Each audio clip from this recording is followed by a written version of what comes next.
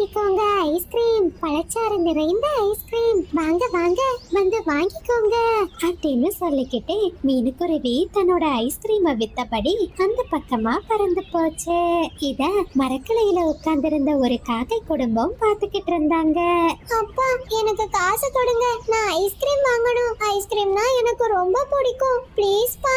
முன்னி, காசு கொடுத்து ஐஸ்கிரீம் வாங்குற பழக்கம் நம்ம பரம்பரைக்கே கிடையாது. நீ இங்கே இரு, அப்பா உனக்கு ஃப்ரீயாகவே ஐஸ்கிரீம் வாங்கிட்டு வரேன். என்னப்பா சொல்றீங்க? ஃப்ரீயாவா?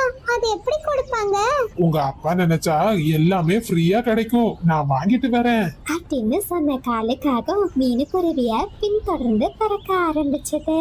முன்னி, உங்க அப்பாவோட புத்திசாலித்தனத்தை பத்தி உனக்கு தெரியாது. பாரு, உங்க அப்பா ஐஸ்கிரீமோட தான் திரும்பி வருவாரு. அதே நேரத்துல அந்த பக்கமா ஐஸ்கிரீம் விற்கிற குருவி பறந்து போறத மயிலம்மாவும் முன்னாவும் வீட்டுக்குள்ள உட்கார்ந்தபடியே பார்த்துக்கிட்டு